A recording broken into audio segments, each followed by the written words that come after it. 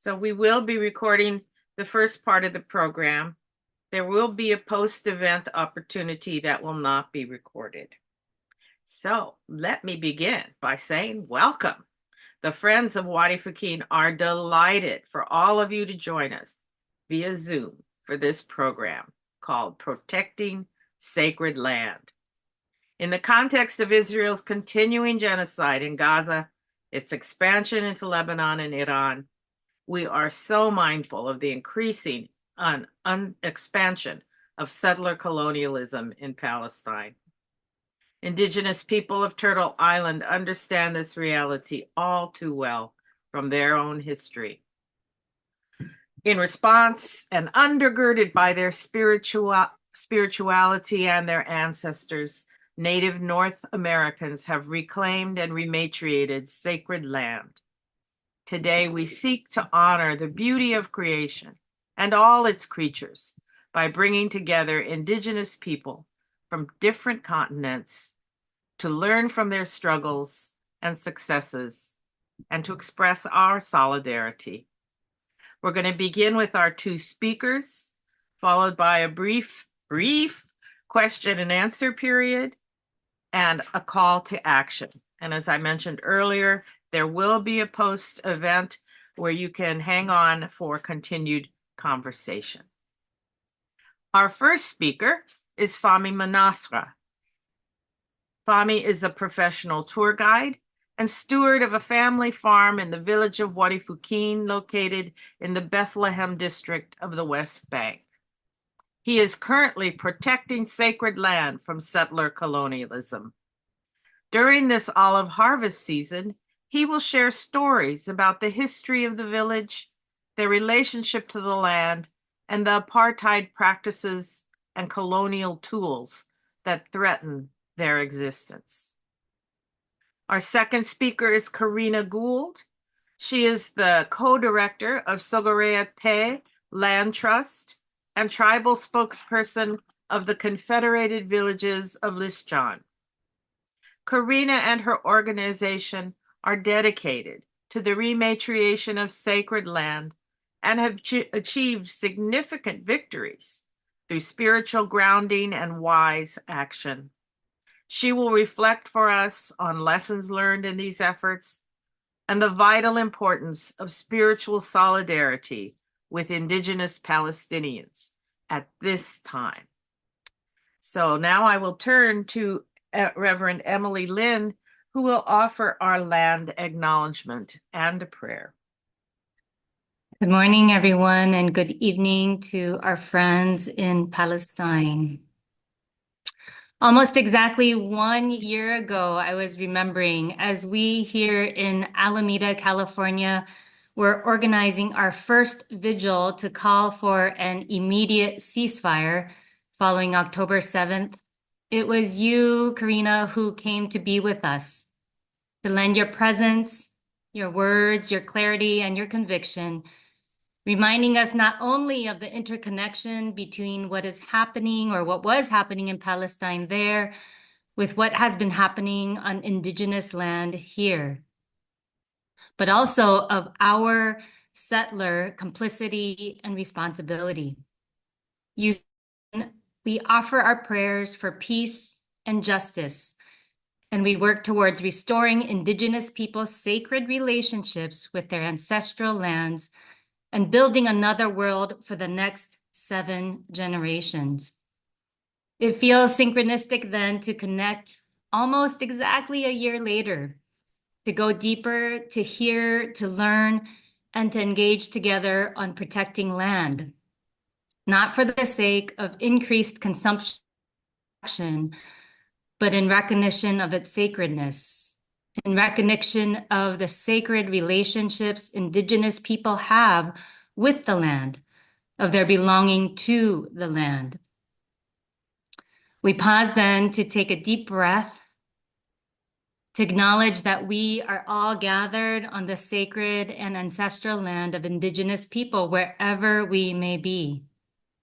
Where I am here in Alameda, it is the unceded territory of the Muwekma and Lisjan Ohlone people. How about you? I wonder if you might put the name of the territory and peoples of that territory in the chat as acknowledgement. As we enter into conversation about protecting sacred land, we do so acknowledging the land, the labor, and the stewardship of the indigenous people through the generation whose connections to land we remember and whose presence, past, present, and future we honor. We thank you in particular, Karina and Fahmi Abu Murad, for being with us and seek to come alongside each of you and your people in protecting, rematriating, and healing your sacred land. Would you pray with me? We pause, O God, to return to our breath, to return to our awareness of you. We give thanks for the ways you have woven us together, one to another, in the work of caring for each other, of seeking the well-being of the other, of being in right relations, not only with each other, but with all of your creation. We give thanks for the joy that is in that work, but also the heartache and challenge. We hold in your light those killed just this morning by US-backed Israeli aggression in Nuseirat, in Jabalia, in Beirut.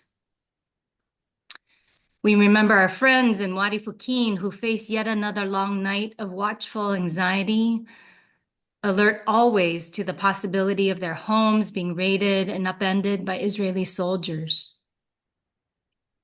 May your spirit, peace, and courage continue to sustain and nourish all who are mourning, all who are terrorized, all who have lost hope. As we center ourselves to listen this morning, we pray that you open our ears as well as our hearts, our eyes as well as our hands, that we might not only be touched and moved by the conversation, but that we might be ready to and act in solidarity with urgency and responsibility. We pray that your blessing be poured out on our friends this morning, and particularly on Karina and Fahmi. We pray all of this in your many names. Amen. Amen. So now we would like to turn to Fahmi Manasra. I would also like to acknowledge the presence of Fahmi's brother, Atta Manasra, who is with us this morning. But Fahmi will be representing the family. So Fahmi, welcome. Thank you so much. Good morning, everybody. It's my sincere pleasure to be here with you. And I do thank you so much for giving us part of your busy schedule to be here in this important webinar event. As Reverend Naomi mentioned, just me and Atta, we usually be part as a team, as one person to make all these interactions, but unfortunately today I'm alone doing that, but I'm sure that he's backing up me here in this webinar. And I know it's, as you know here, it's already dark, and we started to conclude a day, the 24th of October in our part, while in your part you are still the start of your day. So I wish you really a very beautiful and pleasant and joyful day. I will do my best in this restricted time to educate you, if I can say that, about our life here under occupation, about the challenges that we endure. Therefore, allow me to start with a prayer, a short prayer. بسم الله الرحمن الرحيم الحمد لله رب العالمين الرحمن الرحيم مالك يوم الدين إياك نعبد وإياك نستعين اهدنا الصراط المستقيم صراط الذين أنعمت عليهم غير المغضوب عليهم ولا الضالين آمين. Okay, as you see, friends, the title of this webinar is Protecting the Sacred Land, the sacred land in general. A land, if we want to just give a kind of let's say, acknowledgement or a meaning of a land. It's a portion on earth that belongs to individuals, community, common property or tribal property, whatever it is owned to certain group of people. And this land definitely is the core of their existence on this earth. So it means much for them. And it is the place that they have a strong spiritual bonds. They have affection to this land. And they are tied with this land spiritually due to the fact that they belong to this land and this land belongs to them for sure. And that's why every nation, every tribe, every community wanted to attach strong and tight to their land. This land, ladies and gentlemen, is not an abstract piece that is located somewhere on this earth. For the owners of the land, it has different significant meanings for present, for the past, and for the future. For the present, this land is the place where we are living, we are conducting our daily activities, where we live in harmony, safety, as well as in tranquility, because it's our own land. And it is the same land where we can cherish the past memories of the past days, where we were kids playing around. We are familiar with every single stone and corner on our land. And also, it's for our future. It is the place that is preserved for us, our community, to grow on and to multiply, to keep working and going on in the same piece of land. It is our ambitious and potential grow to remain alive in the same specific land. And also, having said that, I will go more specifically to my own land, which is as being introduced, the village of Wadi Fukin. As you see here in front of you, this general view of the village from south, looking up to the north. On the right is east, while to the left is west. The village is called Wadi Fukin, and it is pronounced in different versions, but the name of which is derived from our ancient language, from our ancestors that have been living here for many thousand years ago. They gave the name to this particular green valley.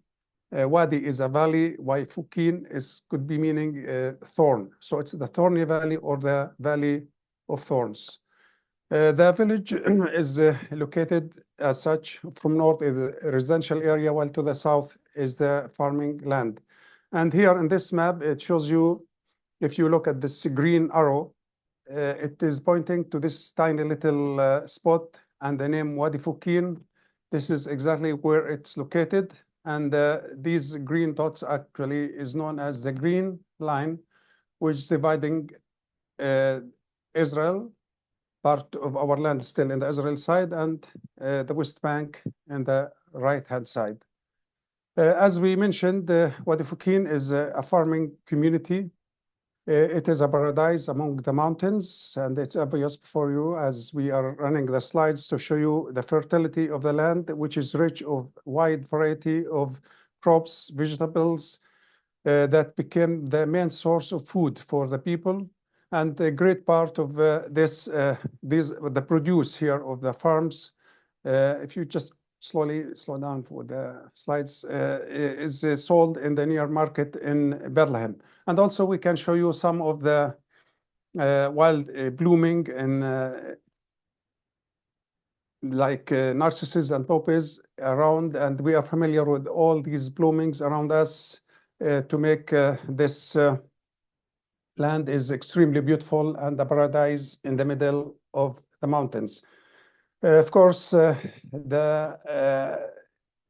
thanks to the plentiful of water that you can see here in front of you, that makes this land blooming, fertile, and green all the year round.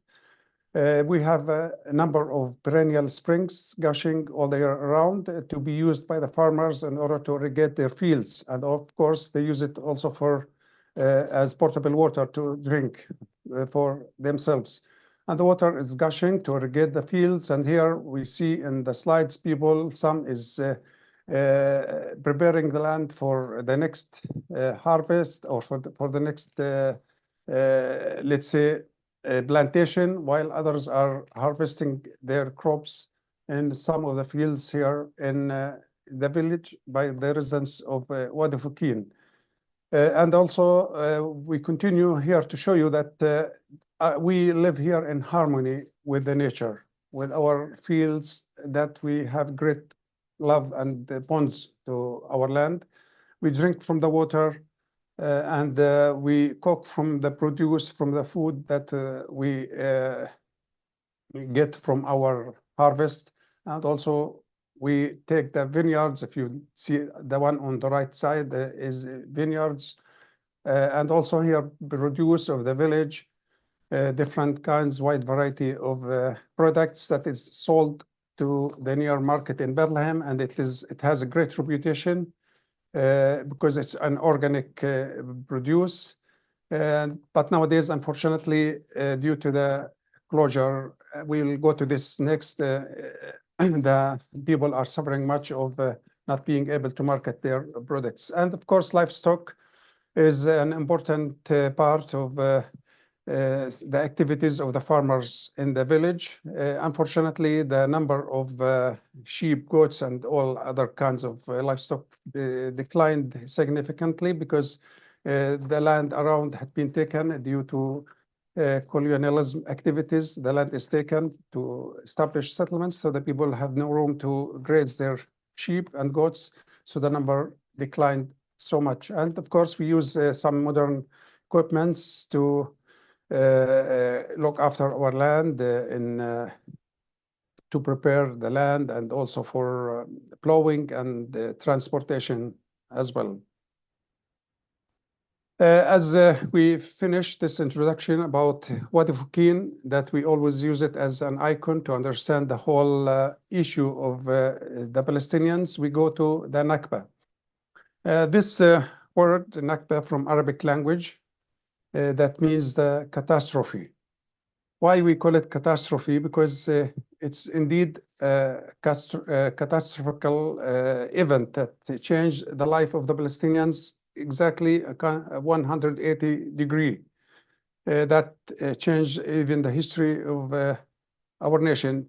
Some of you are not familiar with the history of Palestine and the Palestinians, or the conflict, and you only started recently to hear about this, but actually it has been going on for more than a century. More than 100 years ago, this land experiencing conflict, and this conflict started mainly in 1890s in Europe, when the Zionist Council declared that they wanted to create a homeland for the Jewish people, and there were a number of locations that had been selected, and eventually they focused on Palestine.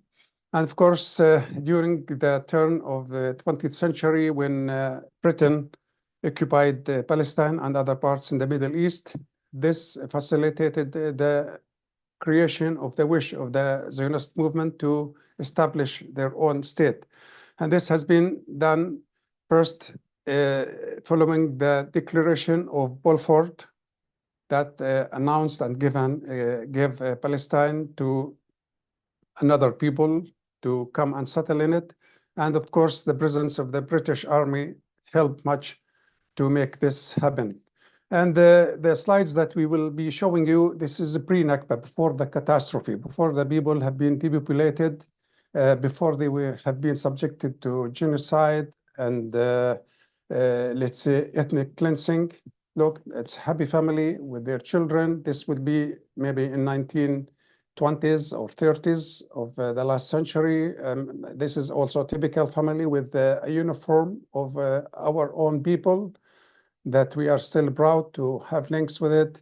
Different generations here in this picture, the grandfather to the grandson, giving you why I'm showing these slides, ladies and gentlemen, because when the British gave Palestine as a Balfour Declaration, they claimed that they are giving a land with no people to a people with no land, which is definitely not true, because I'm showing in front of you part of the people living in Palestine, how they have a well-developed state with different activities. Even we had a soccer team, as you see in the slide, and this soccer team participated in some international events, and here even different activities of the people in Palestine, different cities from north to south. Even they had a fleet of planes, part of Palestinian Airways, and even doctors, nurses.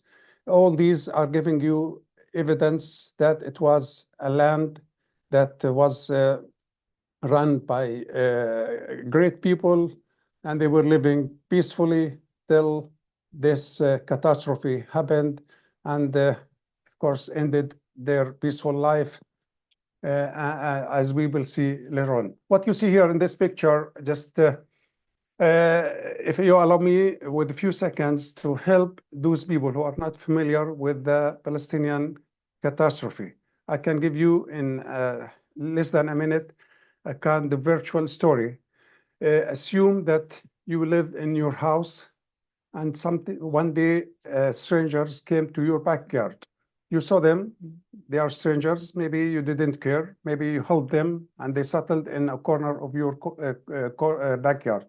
And eventually those people started to sweep towards your house, taking more of the backyard. Then they took over all the backyard. More of them came, and they over number you, and they had equipments and weapons to attack you. And each time they attacked your house, they took part of the facilities in your house. They killed number of your families. Then you found yourself in a corner of your house. Some of your family were able to flee and run. Others were victims of this intrusion. This is exactly what happened. They lost. And here we see some of the people, the Jewish people coming from Europe as part of the Zionist plan to cause them to immigrate, and sometimes they force them to immigrate to the new homeland of the Jewish people. Of course, nobody is against Jewish people, because they were living in Palestine. They were Palestinians living side by side with other ethnic communities and religion groups.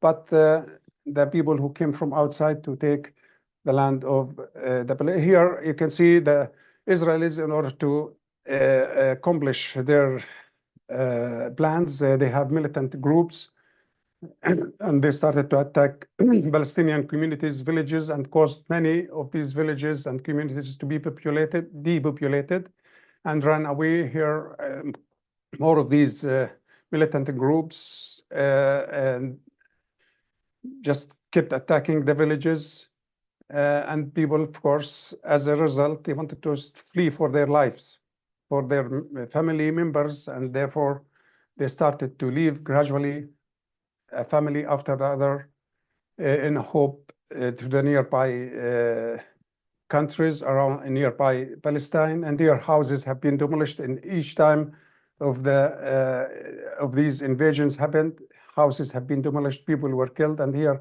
people are in refugee camps, as you see, children, grandchildren, and this is a typical view of a refugee camp as a result of the catastrophe, and the people had to flee by force for their lives, and most of those people ran away with the keys of their houses, hoping to be able to come back again. And with this hope, they are waiting for their justice, for what's so-called international law. I don't know when this will happen. And it is worth to speak about what's going on as the ethnic cleansing and the genocide is continuing in Gaza. The people of Gaza, as a matter of fact, they are refugees in 1940s, last century. And they left their cities and villages inside Israel when Israel had been established, and they became refugees in Gaza. But this did not finish their suffering. So now they are subjected to a new Nakba, with a continuation of the genocide going on in Gaza. And some of people in Gaza, they just phone relatives here in the West Bank, they say the people do not know what's going on Gaza. Bodies everywhere lying in the north of Gaza, and people cannot count the victims. This is introduction about the Nakba. Now we come to our own people here in our village. Also, we continue to suffer the consequence of the colonialism activities. In Wadi Fukin, as you see, this picture shows you, let's say, two different locations. The lower location is the residential area of the village of Wadi Fukin, while up on the top is the growing of the illegal colony of Bitar Elite, which is, of course, housed by Jewish people, and it has almost 50,000 people. And this colony or settlement had been initiated in 1980s. And you can see how it's overlooking the village and the farms. And this illegal settlement, as a matter of fact, has been built and initiated on confiscated land from Wadi Fukin and nearby villages of the Palestinians. What you see here, these signs, actually, it shows usually when we go to the fields or the land, we can find surprised with these posts that shows this land has been confiscated. It's a kind of confiscation order. And usually the Israeli authorities, they use different tools to justify the reason why they confiscate the land. First, maybe the land is confiscated to build a settlement or to expand the existing one. Another reason, they wanted to establish a road, a motor road or a highway. And of course, they had to confiscate more of the lands. The third one is mainly based on military needs and requirements. And it became a kind of state land, military land, or settlement area. In order to execute this order, of course, they bring the tools of destruction. As you see here, bulldozer coming to destroy some of the orchards, either olive trees or another kind of orchards, vineyards. And the people, of course, who defend their land will be met with the military force to stop them with bullets or tear gas and arrest as well. This map, it shows you the route of the apartheid road. We call it apartheid road because it is only for the use of the settlers. What you see, the green line here, is the borders between Israel and the West Bank or Wadi Fukin, while the yellow one, it shows the plan of the projected motorway or highway, which is still under construction. And the same thing, you see the following slides, just an example of the destruction of some farming area. And here, a kind of one of the copies of these orders, the declaration that has been given by the military authorities to the people of Wadi Fukin, pointing at the land. And sometimes this is very funny. They tell the people you have like certain period of time to object. And of course, they never won to protest. And here also this just showing this land is designated for military purposes only. And of course, it is a confiscated land of the villages to the north west of our residential area in Wadi Fukin. The same, the army are always ready to implement the orders to make it, let's say, on the ground to establish the presence of the army or the settlers by force. And the same thing here, it shows a great part of the land has been confiscated alongside the green line, which means to the west, which is bordering the village from the Israeli side. Again, ladies and gentlemen, as I mentioned, you started to hear about the Palestinian cause mainly after the events that happened last year, October 7. And October 7 also had an impact on us being living here in the village of Wadi Fukin. In the picture here, we see some people who were harvesting their olives. They have been attacked and raided by Israeli forces to ban them from harvesting their olives, and some settlers even took over their harvest. Of course, the consequence and the impact of October 7 events also made the Israeli authorities more aggressive. And here they are coming to the village with the army in order to demolish houses. 3 houses have been demolished. As you see here, the action of demolishing the house in progress, which is on the limit of the village. The people are not allowed to build. When they do, then this is the result.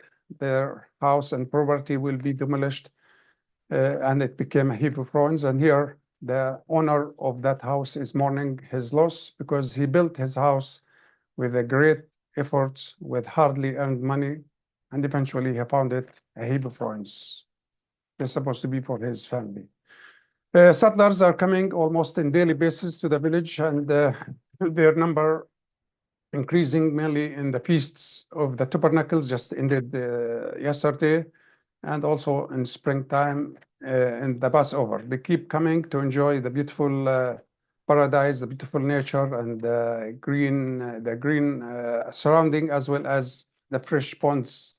And of course, their visits sometimes will be resulted by some destruction and vandalism. Here, a fire or destruction of some of the farming properties and greenhouses, and uprooting some of the farms or vegetables. Of course, the incursion of the army is happening in every night almost, and they harass the people, ransack the houses, and cause great terror to the children. And we became so familiar with that since October 7. Although I have to remind you that the people are peaceful, they never been engaged in any activity against Israel's or occupation, despite the fact they are peaceful, but they are still subjected to this harassment. And now we come to something also related to our culture as Palestinian, the olive trees. The olive trees in our own culture. This tree is a kind of indigenous tree to our nature, to our life. It is very important. It has a great respect and veneration to the people. So I can say nowadays it is the season of olive harvest. So let's talk about the olives in our culture and then as food. In our culture, the harvest of the olives is a festival for all the family members. They go all to the fields to enjoy this beautiful occasion, collect the fruits, the olives, and enjoy that day together. And also, I can tell you just in a few seconds a story to show you the importance of this tree. I remember when we were kids, about 7 years old, there was a tree, an olive tree near the house. The tree was almost 20 years old. And my father had to expand the house, so he had to uproot that tree. And we saw our mother crying. We didn't understand why she was crying. We asked her, "Mom, why are you crying? Just it's a tree." She said, "No, sons, it is not a tree. This is one of my children. I am taking care of it. I am nursing it as I'm doing with you." That's why she shed tears for the loss of the tree. And the same thing happens to the Palestinian. And in front of you is an old tree, because some of the things that distinguish this tree from others, that it can grow and live for eternal. And the olive tree never dies. When it became so old, it gives shoot to a new generation to continue the life forever. That's why it is a symbol of the Palestinians who continue to live in this land. And the other people, the settlers, know this bond and links between the Palestinians and the land. Therefore, they are trying to cut off as much as possible of these trees, especially the old ones, to try to affect this bond and the relationship between the Palestinians and the land. And here we initiate fences in order to reclaim the land to be protected from settlement activities and to protect our precious land.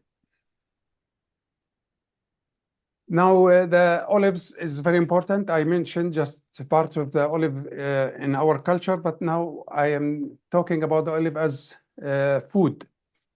I am here mentioning my father when he used to drink every morning, a little glass of extra virgin olive oil before breakfast. And this gave him good health.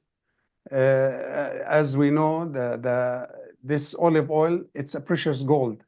It is very rich with different kinds of vitamins, minerals.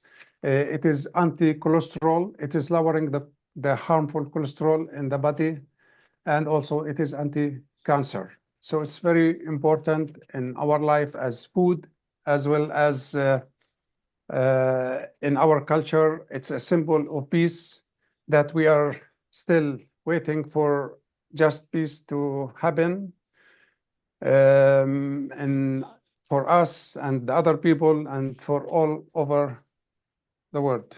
Thank you for your attention. Thank you so much, Fahmy, for your words, for sharing your life experience, for the history of your people in this area. And I hope that each of us can feel the depth of what you have shared with us today. If any of you have questions, please put them in the chat and we will get to them after our next speaker, Corina Gould. Welcome to Corina.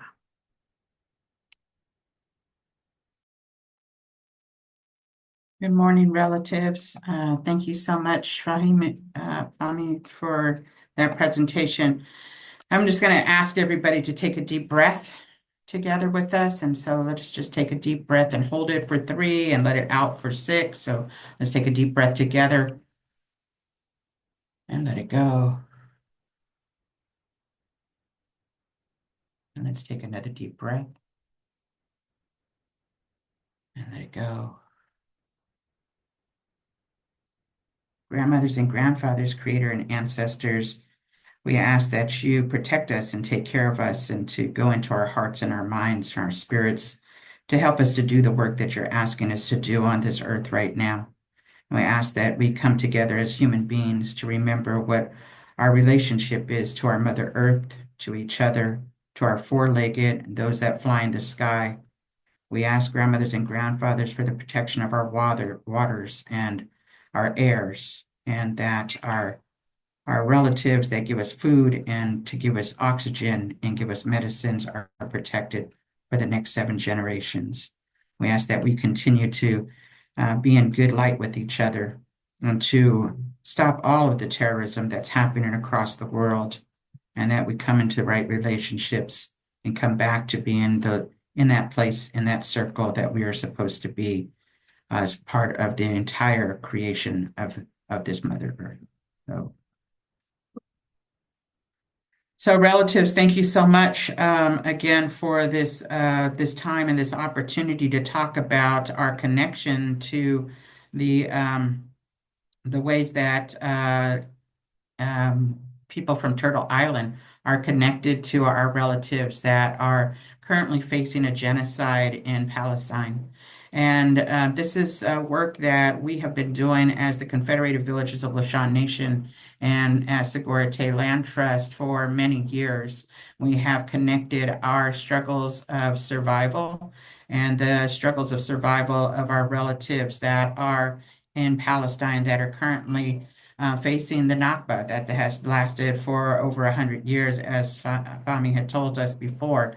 And so I wanted to give just a little bit of history of our people here in the Bay Area and to talk about how we have come together in a prayerful way to connect our struggles together with the struggles of our relatives across the world that are dealing with fascism and dealing with occupation and apartheid in their own home territories.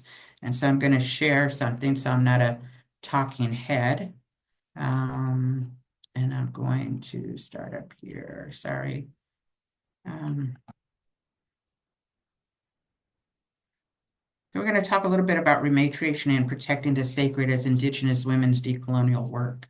And this is work of our ancestors. We are a matriarchal society.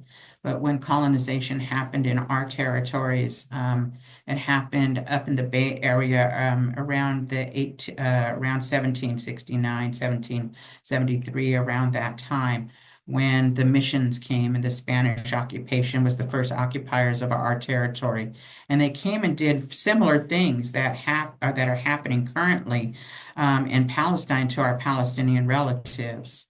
The Confederated Villages of Lashawn Nation is a confederation of tribal people that come from all of these areas. And so our territory encompasses 5 Bay Area counties: Alameda, Contra Costa, San Joaquin, and parts of Solano and Napa along the waterways. This is our traditional territories, and in the middle of this place, you see this brown area, and that is our mountain that we're born to. Each tradition around the world, their spiritual has a place of creation. Our place of creation is Mount Tushtak. Tushtak is this place that we believe that all of the tribes that are built out of this confederation were made on the top of this mountain. And this mountain was a mountain that only our most holy people would go to the top of and have ceremony. And for thousands of years, villages from all over these territories would come and would camp at the base of this great mountain that we were created from, and would wait for our medicine people to go to the top and have those ceremonies of renewal for us. And then colonization happened, and they took away the ability to practice our spirituality. And this mountain went from being called Chiyushtak, a place of creation, to being known today as Mount Diablo, Devil's Mountain. And now anybody can go to the very top of this mountain. That when settler colonial ideas come to a land, that it changes a landscape. They rename places. They take away the spiritual practices. They take away the sovereignty of the people. They take away a way of life. And so very much like Fahmi was talking about, they took away our food ways and our ways of practicing our spirituality, our way of being in connection with the land that we had been born to. And so I like to use this quote from Rowan White that says, "My body is a cartography of stories of ancestors asking not to be forgotten. We are not a conquered people." And a cartography of stories is not just the very top of what we see today, but what is underneath the buildings and the asphalt and all of the things that are going up on the land. That we are not forgotten, even though our ancestors may be buried underneath all of these places. We know where these sacred places are because we are connected to those places in our territories. And there were 3 waves of genocide that happened here in a very short amount of time. California is different from all over the United States because our colonization happened by the Spanish missions coming here. And people that went to school in California learned about the missions in 4th grade. And there were 21 of these missions that went up from the bottom of California all the way up to Solano County. And my ancestors were directly enslaved at Mission Dolores in San Francisco and Mission San Jose in Fremont, California. And we actually were the ones that built our own prison systems. These missions were built by the native people from that land. They weren't built by the Spanish missionaries that came here or the Spanish soldiers, but by those that were enslaved in those places. when I talk about the difference of colonization that happened in 1776 on the other side of the country, when they were signing the Declaration of Independence, was only the time that they came to San Francisco to begin that missionization of our people there. And so our people were taken from the East Bay all the way to San Francisco to be slaves in those places. But the mission system only lasted for 99 years. And in that time, a devastation of our people happened. We died off by a number of ways that we don't talk about in fourth grade history because it's scary for little kids. But we died off because of new diseases that were brought to our lands. When we talk about the epidemic, the pandemic that we all just were dealing with and continue to deal with, but they brought other kinds of diseases, influenza and smallpox and syphilis to our lands, things that were not here and that we didn't have immunity to. They brought with them an idea of slavery, the idea of whipping people, the idea of outright murder, and the disconnect of a people. People died of starvation because people were given foods in these missions that had less nutritional value than our traditional foodways. And people died of heartbreak. And when people are in trauma, when things change so quickly that you can't imagine or fathom the ideas of things changing in such a way, that people actually do die of heartbreak. And I can imagine that this correlates with our relatives that are in Palestine right now. So these soldiers brought all of those devastating things to our territories.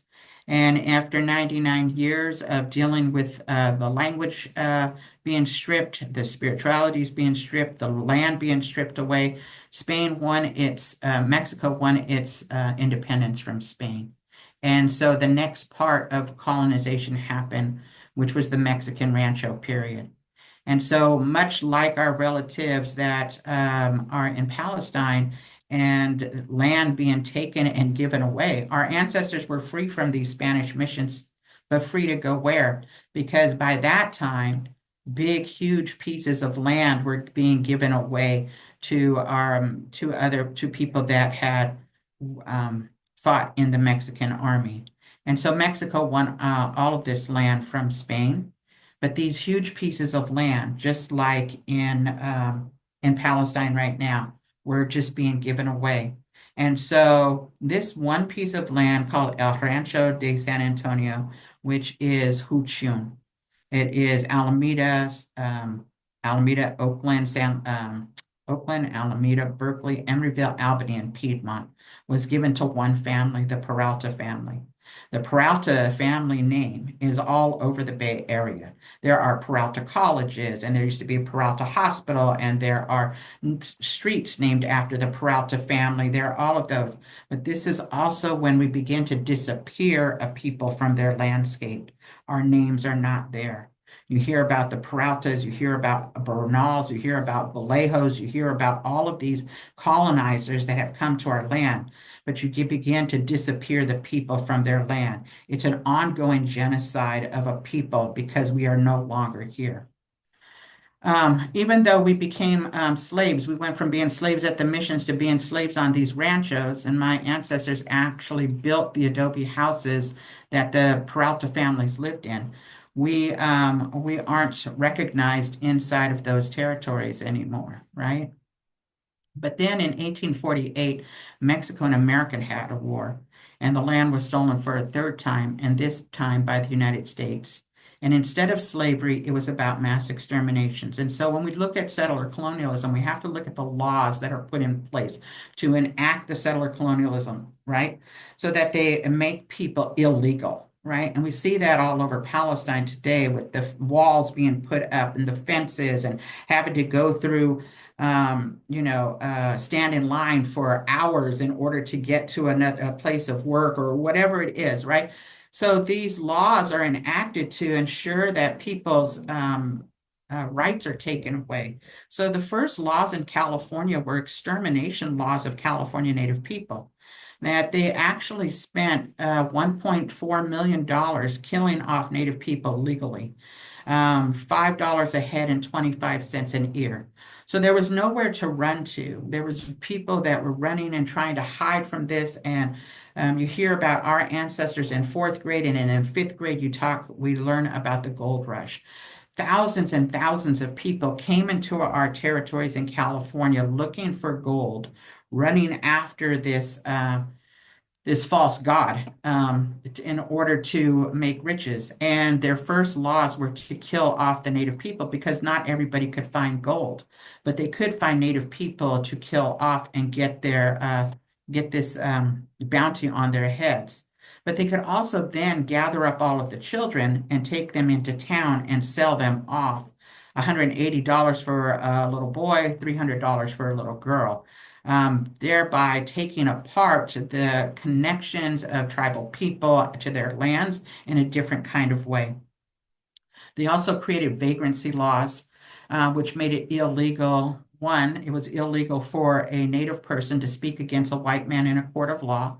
And so, two, they created these vagrancy laws so that ranchers and miners and storekeepers could yank a native person off the street, take them before a justice of the peace, and as long as they had $2, they could keep them in as slave labor, so long as they could feed them and clothe them for up to 25 years. And so chattel slavery was alive and well, and Native people built this land here today, and we don't talk about that.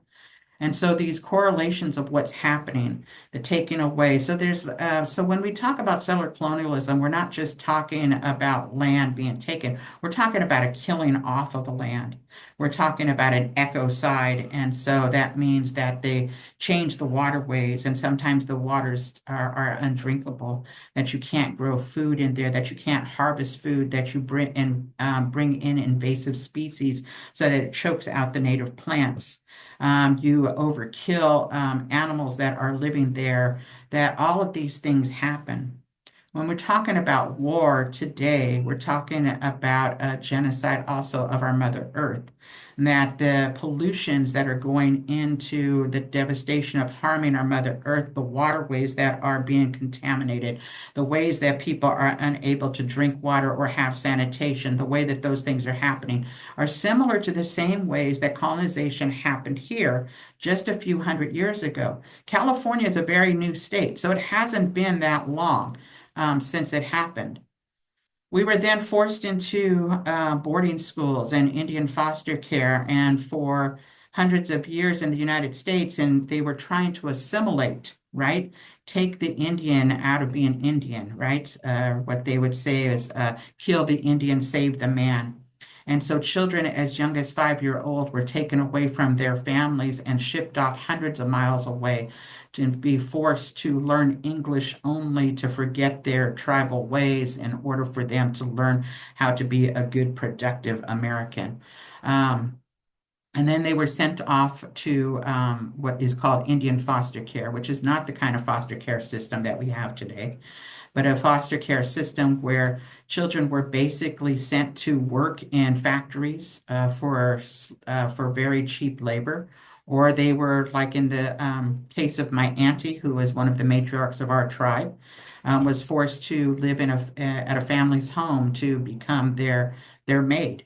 She took care of their children and washed and scrubbed their floors, and this nice white family in San Leandro wanted to put her in school and to finish her education. And the city of San Leandro, which is one city away from where we are right now, refused to put her in school because she was too dark. And this was in 1950. So this is not that long ago that we are talking about, that this is continuation of holding back people from being here and doing the work. So what most people don't understand is that there are multiple tribes in our territory, that we were given a name by the Spanish. They're called Costanoans because we all lived along the coast, but they didn't realize at that time that we were 8 different nations of people with 8 different languages, 8 different creation stories, and different songs and dances. But also within each of these language areas, there were multiple tribes, and it's always been that way. And so today, when Emily said that this is what the Lashawn and Muwekma territory, that's true because we share territory with people. And that's always been the same way, just like Alameda County has many different cities, but each city has its own municipality and its own zoning laws, the same as that was true before and true today. But we survived all of that. And it's taken us it's taken us a while for us to gather ourselves in a way that we have been able to show ourselves in a way. There is a lot of trauma that comes with colonization and trying to regather yourselves together when such devastation has happened on the land.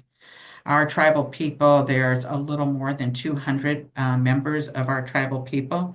We never, our elders decided that they did not want to go for federal recognition, and we want to run on a matriarchal society where our elder women make decisions about how we are going to go forward.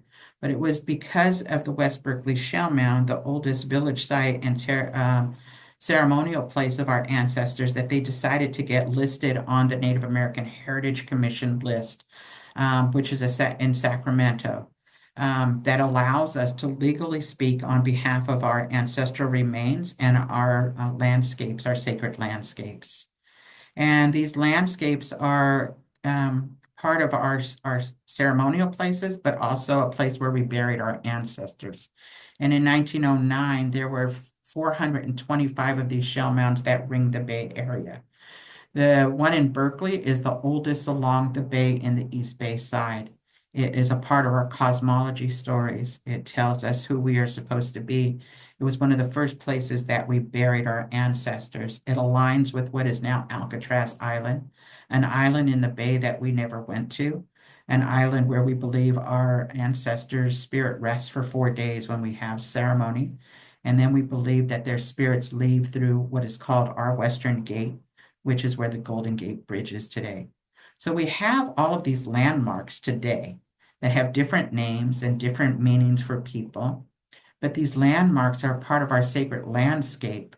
And had colonizers come and asked what about the land that is important? How do we take care of this land? That would have been a very different conversation than what happened when our ancestors had colonizers come and overtake the land, right? The shell mounds were sometimes very large. This one was one of the largest shell mounds in the Bay Area in Emeryville.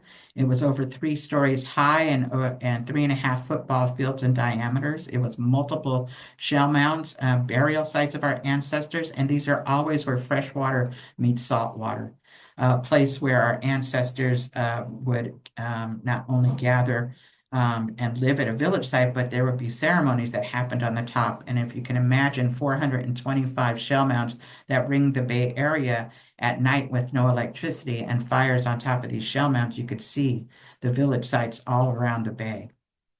We gather every year at this village site in what is now called Emeryville to remind people, because they built a mall on top of this sacred sanctuary here. This mall called Bay Street Mall. For over 25 years now, we have been gathering on the day after Thanksgiving, the biggest shopping day of the year, to pray at this site, gathered with hundreds of people from all walks of life to remember that those ancestors are there and that corporate greed should not take over sacred places. We took over a sacred site in 2011, a prayerful vigil site for 109 days in order to protect 2 shell mounds at Segurate, a village site in Vallejo along the Carquinez Strait.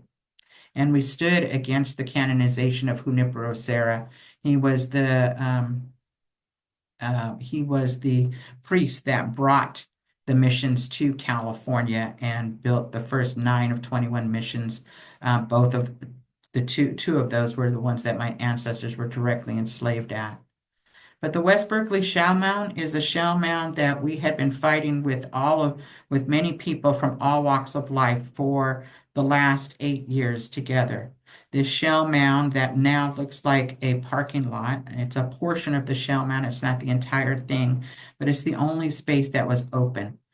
That we connected this shell mound to sacred sites and places that were being attacked all over the world, and that people from all walks of life came and prayed with us at this sacred site.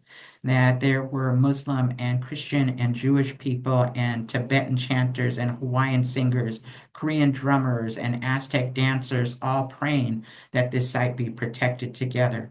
And that we connected this to our relatives that were in Hawaii that were protecting their sacred mountain, Mauna Kea, that we connected it to our relatives in Palestine and always gave voice to our Palestinian relatives, our relatives that are facing genocide in Kashmir, our relatives that are facing genocide in West Papua, that this sacred place, a place of great significance to us, has always been a place for us to connect those issues that are the same issues of genocide and apartheid and settler colonialism.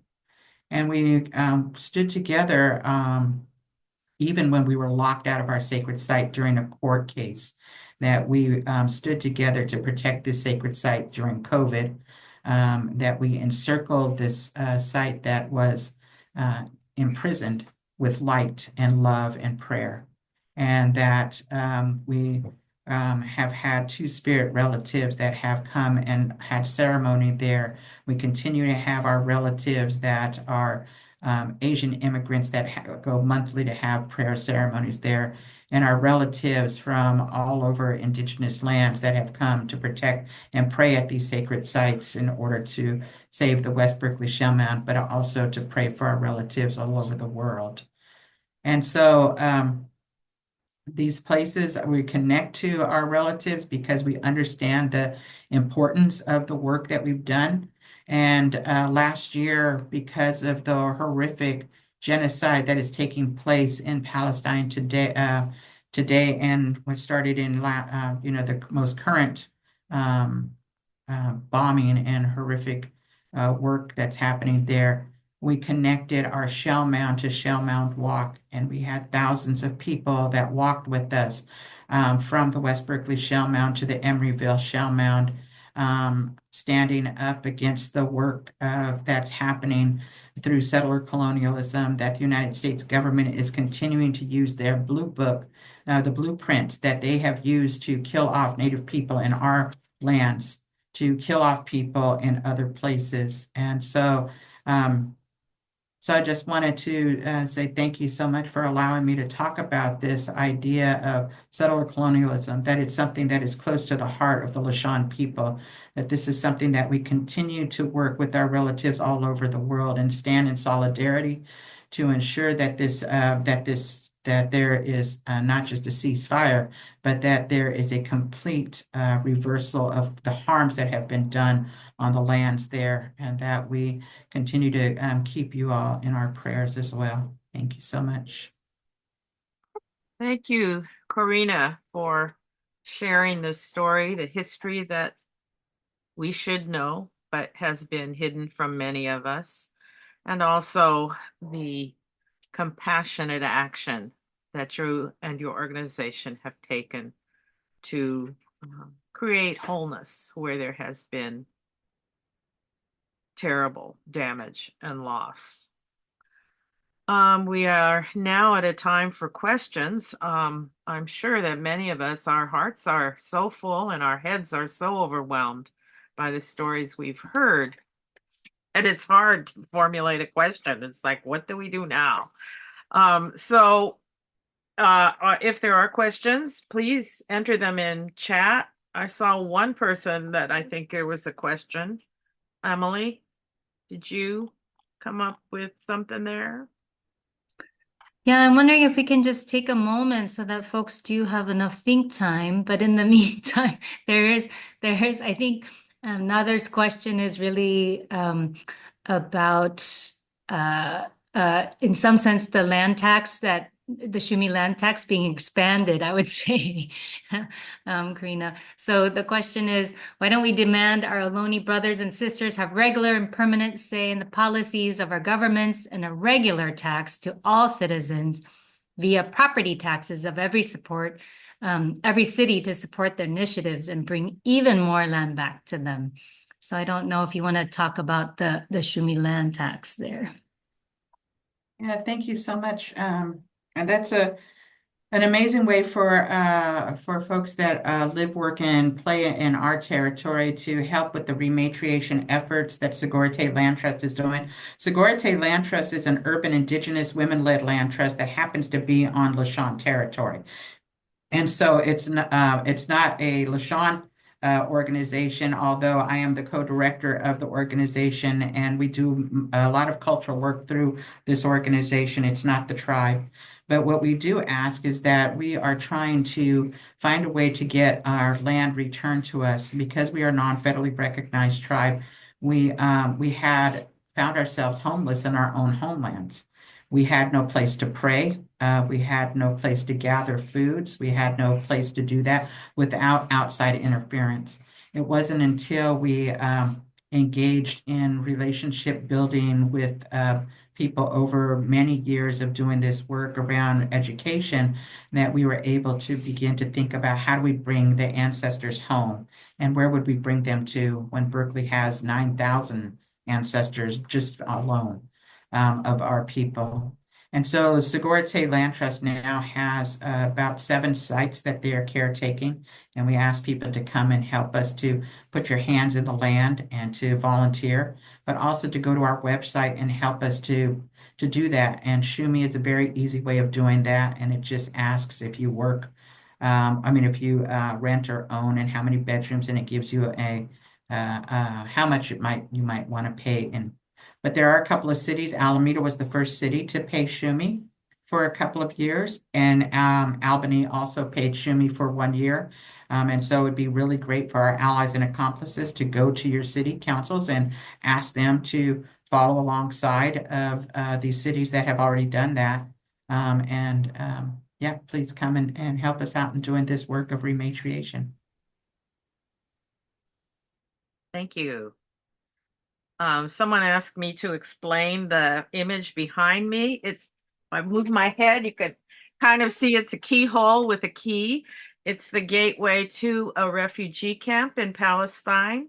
Fahmi showed us pictures of refugee camps. They're still there. People are still living in them. But the key is a symbol of returning to the home that you have lost. And so there's still the hope that people in these refugee camps may someday be able to return to their homes and reclaim their houses. Anything else here? Maybe we should just leave this for the conversation after. What do you think, Emily? Can I just, we do have a question from Sarah and other questions are coming up. So I'm just going to read it aloud. Sarah really lifts up the interconnection between the indigenous struggles here in the Bay Area to our Palestinian family and sharing about the difficult time where such quick support for indigenous communities here, but then a complete dismissal of Palestine and our Palestinian relatives, as Karina has said. And is there advice from our local indigenous folks today on how to bridge that gap and any ideas you might have to bring to that?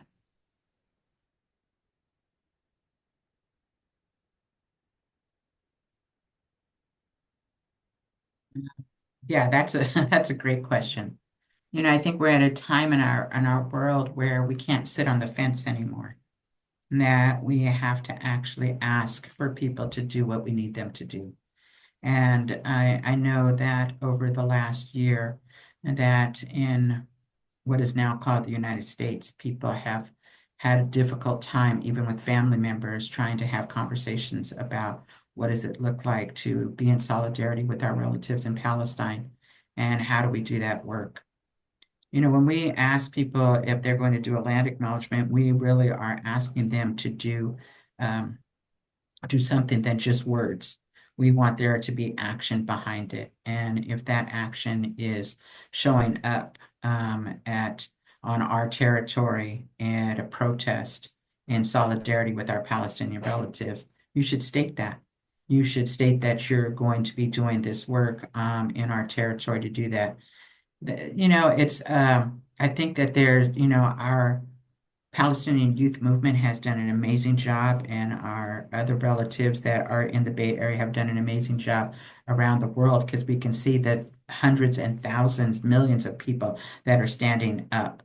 But I think that when we talk about a land acknowledgement, that people just don't put those things together, that there needs to be a way for us, not just as the indigenous people, but the people that are in those organizations that are doing land acknowledgement, to really push the envelope about how are those two things connected right now, right? Because we're not always the one doing land acknowledgement. There's a lot of institutions that are doing their own. But if you're in those institutions, then I think it's your responsibility to bring that up. How do we bridge that gap together when we're talking about land acknowledgement and the support that we're giving to our relatives that are currently facing a genocidal catastrophe? Thank you. There's another question about redistributing our tax dollars.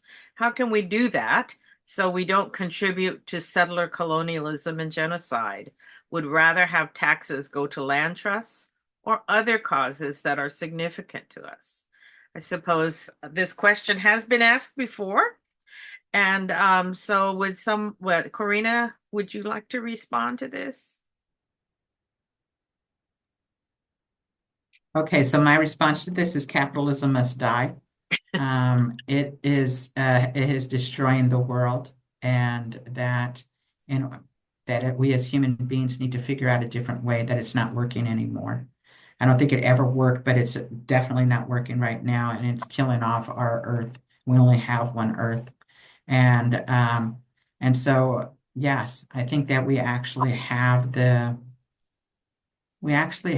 knowledge to actually reverse some of the harms that we've done to our Mother Earth, and that it shouldn't cost billions of dollars to fix a road that's going to flood because of sea level rise. That we shouldn't have to think about money, but as human beings, we should try to figure out how do we do this work together to save the one planet that we have to live on. And so in order to do that, we have to think of a different way to live outside of this idea of colonialism, genocide, and capitalism, and heteropatriarchy.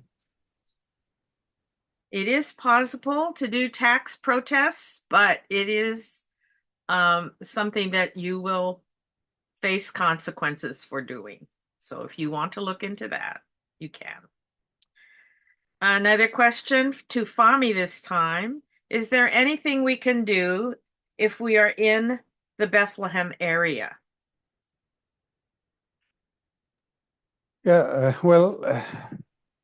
actually, many things people can do, even not in Bethlehem, anywhere in this world, this vast global world. We just want you to deliver the message, to tell the people what's going on, to tell them about the reality of the conflict. And people are subjected to be completely cleansed from life. So they have to act before it's too late. What we want just to live peacefully as any other nation. We have the right to do so. We want our children to have a secured future, to live as any other children in the whole globe. If you are in Bethlehem area and if you want to come to Wadi Fukin these days, you are more than welcome. Maybe you can, let's say, escort the people who will be harvesting their olives, because there is a great and serious threat to those people that will be cultivating their olive orchards in the fences near the settlement. And even they said those people, though it's their own land, but they still have a kind of permission from the military authorities to do so. Therefore, if they come as international presence, maybe this will give a kind of protection to those people in order to, let's say, safely cultivate their olives. And they are always welcome to come and investigate to us here in the village. We can show them around. We show them the reality of the situation. Thank you. There are other comments in chat right now. One about a tax resistance meeting, if that is your interest. But Adele asks a question that I think brings us to a good transition point so that we can move into calls for action. But the first instance, she would like to know if Corina has any guidance for the rest of us about approaching so-called Mount Diablo or not approach it. How should we behave in this situation? Yeah, I appreciate that question. I think that one, you could, there's a couple of different things, and we ask people not to go to the top. If they, and if you find yourself at the top, then help to clean it up and take out any trash that you see, because it's a sacred place. And, some people have places of their creation in their creation stories, and you wouldn't just allow anybody to go there. And so to think of this place as that place. You could ask the State Department of Parks, State Parks Department, to change the name back to its original name, to Yushtak. And it would be really good to get people talking about that. There's a part of Mount Diablo Boulevard now is named Yushtak, but we would like to get the mountain renamed back to its original name. And so that's a good way of helping us out as well. Great, thank you. The other two questions involved what do we do now? So let's turn to Michael Yoshi and see what he has to say. Thank you. First of all, I want to thank Corina for taking time to be with us today. And we know how busy your schedule is, and particularly with all the things that are going on in the work that you're doing. And just want to say how impressed I have been. Our relationship goes way back, I think a couple of decades, when you were very active in the city of Alameda, Chachendo land. And we had worked on affordable housing issues, but also we hosted your Shell Mound Walk coming from Vallejo all the way down the 880 corridor around to San Francisco. And it was so heart-wrenching, when we would host your group overnight and see the ways that you were praying with your body and also raising the consciousness and trying to connect different communities together. And so for people who've been asking, what can we do? There are a number of people on this call today who maybe are getting just familiar with Corina's work, and we want you to get to know them much better and connect with them. We've got Native American leaders of the Methodist Church here with us today too, and that we want to connect much better. There may be people here who've been following Corina's work and Sugoreyate Land Trust, but don't know about Palestine. So obviously our point is to make more connections, connect the dots, but connect people across the globe and across different issues so that we can work more as a family together, to protect sacred land. I'm going to do a share screen for some things that I've already put in the chat box. Let's see.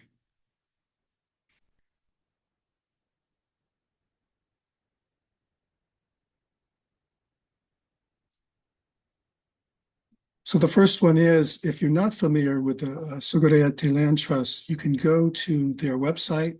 I've put the link in the chat box, and also link to their Rematriate Land Fund, which they're continuing to raise funds for. And just a reminder to everybody, today's event has been recorded, so we'll get the recording to everyone, and we'll also send these links to everyone here, as well as those who were not able to make it. But anyway, we really commend to you, particularly folks who are in the Bay Area to connect with Karina's organization, learn more about what they're doing, support it, and connect it in your organizing so that we can work together proactively to connect the issues around the commonality of sacred land that we're all dealing with. And then this next item is that for Friends of Wadi Fuqin, we've been talking about what are we going to do with the accelerated aggression going on in the West Bank and particularly in the village of Wadi Fuqin. We've traditionally done trips to the region, but we're particularly wanting to do trips of international presence and protection. We know that there are different groups that are organizing trips in the West Bank. We want to focus specifically, because our partnership is with Wadi Fuqin, to invite people who are interested in traveling to Wadi Fuqin to be part of an international presence and protection for the village. Fahmy and Atama Nasra are professional tour guides, and they will arrange homestays with families in the village for whatever length we may organize these trips. And if you're at all interested or would like to have a conversation with us, leave your name and email address in the chat box. We'll be getting the printout of what's in the chat box, and then we can follow up with you to talk about your interest in perhaps going to be with folks in the village of Wadi Fuqin. So if you're interested in perhaps participating to visit Wadi Fuqin and be a international presence for protection, leave your name and email address in the chat box. Then thirdly, economic survival is of the utmost importance right now for people in Wadi Fuqin and throughout the West Bank. One project that we're supporting right now for economic survival is the distribution of dates from Jericho to the Bethlehem district and the village of Wadi Fuqin. Donations can be made either online or by check, and I put the giving link in the chat box. And also a reminder, we'll send out that information with the giving link in a follow-up email to everyone who registered for this event. You can see the date fields there in the photo, and this is something that Fahmy is particularly working on himself personally, and it would be a great gesture of support for people to support that project. You can also host a speaker from Wadi Fuqin. Many of you may have met already Adam Manashra, who's a young adult leader from Wadi Fuqin, who came to the US for the first time just over a year ago, but has remained here in this country. And he's currently available for speaking engagements across the US. I noticed some people in the chat who are from Hawaii working with native Hawaiians, and Adam has already gone to Hawaii to meet with folks there and be hosted there. But if you're interested at all in hosting Adam, you can also please leave your name and email in the chat box, and we can arrange a speaking event either for your congregation or for your organization or a network of groups for that matter. Adam will be closing us with the closing prayer today, and so you'll recognize him as he comes back onto the screen. And then finally, of course, the bigger issue is how do we stop this war? Many of us really have come to a point of frustration around where our U.S. administration is on this, knowing that they're in lockstep with Israel and what's going on with the ongoing genocide of Gaza, but also the increased acceleration of violence in the West Bank, and then now the expansion to Lebanon and Israel in terms of the war. But we still need to weigh in. And so we commend to you the U.S. Campaign for Palestinian Rights and their action to end the genocide now, calling for an arms embargo to end U.S. military funds to Israel, calling for a permanent ceasefire and the end of the genocide and restore funding for the UNRWA for Palestinian refugees. That link is also in your chat box. And also a reminder, we'll send that to you as a follow-up after we get the recording. And then there's also an action going on that was initiated by Senator Bernie Sanders to use Senate authority to block the recent approval of $20 billion in weapon sales to Israel. And those links are also in the chat box, and we'll provide them to you by email in a follow-up. So those are some initial things you can do. I think there are many, many other things that we can do together as we continue to be proactive in building our relationships with one another and organizing together. I want to thank you all again for coming. We'll officially close out now with a prayer led by none other than Adam Manasra. Let me turn it over to Adam. Thank you, Michael, and thank you all for being here. Good morning and good evening to the people in Palestine, half the world there, across the world there. I want to close with a prayer. Oh Allah, you guided us here today and you gathered us here today. You taught us something. Help us to move forward with it. Help us to learn more. Help us to learn what will benefit us and benefit the people around us. And oh Allah, help us to stand for our rights. Give us back what we have lost. You God, you Allah, the God of justice. Bring us the justice that we lost. Bring us all the sacred things that we lost.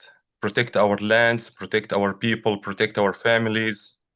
We ask you, Allah, to stop the bloodshed of all the people around the world who are suffering from the oppression from the colonial systems, who are just ignorant, doing all their best just to ruin our lives and to expand their empires. Oh Allah, we ask you with all your names, we ask you to answer our asks and our du'as. بسم الله الرحمن الرحيم والعصر إن الإنسان لفي خسر إلا الذين آمنوا وعملوا الصالحات وتواصوا بالحق وتواصوا بالصبر. صدق الله العظيم. Thank you. Amen.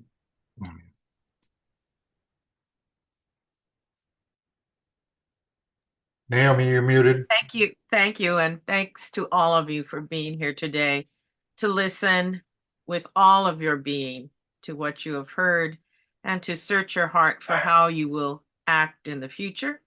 I invite those of you who would like to stay on to be here for conversation with each other to build a little bit more community. So with that, those of you who have to leave, go in peace.